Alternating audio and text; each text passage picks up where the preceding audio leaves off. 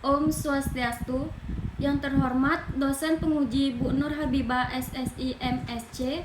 Yang terhormat Bu Luhade Wilan Krisna SSI MKet PhD. Yang terhormat Bu Jana Sofianti SSI MSI.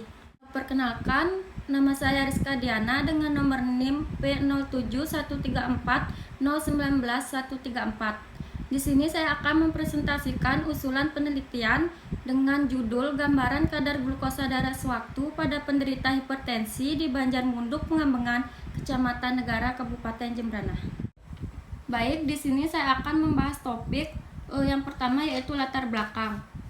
Hipertensi merupakan suatu keadaan meningkatnya tekanan darah.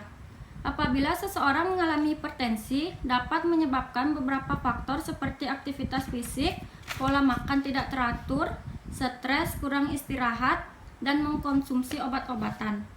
Berdasarkan data Riskesdas tahun 2018 menunjukkan data hipertensi menurut kabupaten di Provinsi Bali, yaitu Kabupaten Jembrana masuk pada peringkat keempat penyakit hipertensi dengan prevalensi 9,68% penderita hipertensi.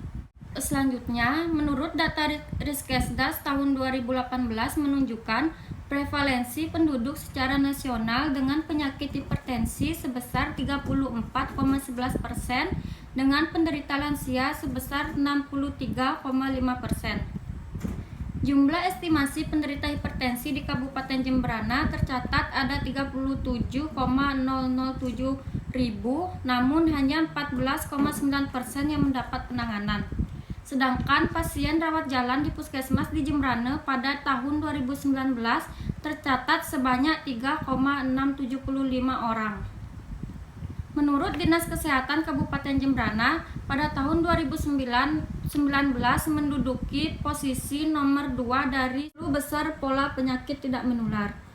Selanjutnya, hipertensi dapat menimbulkan resistensi insulin yang merupakan penyebab utama meningkatnya glukosa darah, sehingga beresiko memiliki resiko penderita diabetes mellitus. Berdasarkan latar belakang yang telah diuraikan, didapatkan rumusan masalah, yaitu bagaimana gambaran kadar glukosa darah sewaktu pada penderita hipertensi di Banjarmunduk, Pengambengan, Kecamatan Negara, Kabupaten Jembrana. Selanjutnya, adapun tujuan penelitian dibagi menjadi dua, yaitu yang pertama tujuan umum dan tujuan khusus. Yang pertama, tujuan umum untuk mengetahui gambaran kadar glukosa darah sewaktu pada penderita hipertensi di Banjarmunduk, Pengambengan, Kecamatan Negara, Kabupaten Jembrana. Yang kedua, tujuan khusus. Yang pertama, mengidentifikasi karakteristik penderita hipertensi. Yang kedua, mengukur kadar glukosa darah sewaktu pada penderita hipertensi berdasarkan karakteristik usia, jenis kelamin, dan aktivitas fisik. Yang ketiga, mengidentifikasi kadar glukosa darah sewaktu pada penderita hipertensi. Selanjutnya, adapun manfaat penelitian. Yang pertama, manfaat teoritis, yaitu manfaat teoritis penelitian ini untuk menambah referensi dan wawasan mengenai gambaran kadar glukosa darah sewaktu pada penderita hipertensi di Banjarmunduk, Pengambengan, Kecamatan Negara, Kabupaten Jembrana. Selanjutnya, manfaat praktis. Yang pertama, memberikan informasi kepada masyarakat tentang gambaran glukosa darah pada penderita hipertensi. Yang kedua, memberikan informasi bagi Dinas Kesehatan. Yang ketiga, dapat menjadi bahan referensi untuk mahasiswa. Baik, selanjutnya di sini saya akan menjelaskan tentang tinjauan pustaka. Yang pertama yaitu hipertensi atau tekanan darah tinggi. Hipertensi merupakan kondisi medis jangka panjang yang dimana tekanan darah arteri terus meningkat. Hipertensi didefinisikan sebagai nilai lebih dari 140 mmHg tekanan darah sistolik dan lebih dari 90 mmHg tekanan darah diastolik. Selanjutnya, klasifikasi. Klasifikasi hipertensi dibagi menjadi dua, yaitu hipertensi primer dan hipertensi sekunder. Di mana hipertensi primer yaitu hipertensi yang tidak diketahui penyebabnya, sedangkan hipertensi sekunder yaitu hipertensi yang dapat ditentukan penyebabnya. Selanjutnya, faktor resiko. Faktor resiko dapat dibagi menjadi dua kelompok, yaitu yang pertama faktor resiko yang tidak dapat diubah dan faktor risiko yang dapat diubah. Yang pertama, faktor risiko yang tidak dapat diubah yaitu diantara lain seperti umur, jenis kelamin, dan genetik. Yang kedua, faktor risiko yang dapat diubah yaitu seperti kebiasaan merokok, obesitas, kurang aktivitas fisik, konsumsi garam berlebihan, konsumsi alkohol berlebihan, dan stres. Selanjutnya, gula darah. Gula darah adalah gula sederhana dalam makanan, biasanya dalam bentuk disakarida atau terikat molekul lain. Konsentrasi glukosa dalam vena orang yang tidak menderita diabetes mellitus umumnya antara 75 sampai dengan 115 mg/dl. Selanjutnya, jenis-jenis pemeriksaan glukosa darah, yaitu yang pertama glukosa darah sewaktu, glukosa darah puasa, glukosa 2 jam postprandial, dan terakhir tes toleransi glukosa oral. Selanjutnya, metode pemeriksaan glukosa darah. Terdapat metode pemeriksaan glukosa darah antara lain yaitu metode POCT atau Point of Care Testing. Yang kedua, metode glukosa oksidase. Selanjutnya, bab 3 yaitu kerangka konsep. Berdasarkan kerangka konsep dapat menunjukkan bahwa salah satu faktor hipertensi diantaranya usia, jenis kelamin, aktivitas fisik, genetik, dan stres. Kemudian pemeriksaan glukosa pada penderita hipertensi dan menentukan nilai normal dan tinggi. Selanjutnya, variabel penelitian. Variabel penelitian, dalam penelitian ini terdapat satu variabel, yaitu kadar glukosa darah sewaktu pada penderita hipertensi. Selanjutnya, adapun definisi operasional. Yang pertama, definisi operasional gula darah. Gula darah yang berada dalam darah yang terbentuk dari hasil akhir metabolisme karbohidrat. Alat ukur yang digunakan yaitu kuesioner. Hasil pengukuran rentang kadar glukosa darah 70 sampai 110 mg/dl, skala ordinal. Yang kedua, definisi operasional kadar glukosa darah sewaktu, yaitu gambaran kadar glukosa darah yang diambil dan diukur setiap saat. Alat ukur yang digunakan yaitu ESITOS. Hasil pengukuran normal kurang dari 200 mg/dl, tidak normal yaitu lebih dari 200 mg/dl, skala ordinal. Selanjutnya, definisi operasional tekanan darah. Gaya yang diberikan darah terhadap pembuluh darah dan ditimbulkan oleh desakan darah terhadap dinding arteri ketika darah tersebut dipompa dari jantung ke jaringan. Alat pengukuran yaitu kuesioner.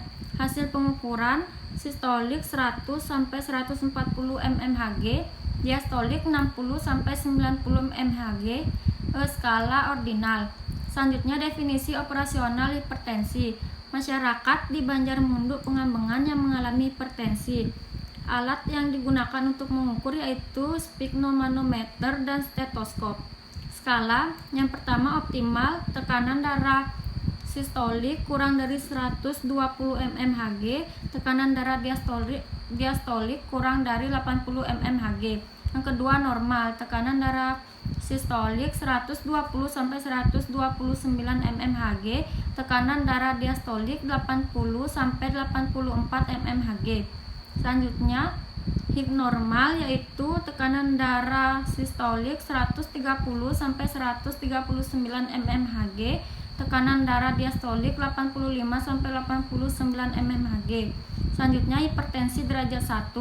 Tekanan darah sistolik 140 sampai 159 mmHg, tekanan darah diastolik 90 sampai 99 mmHg.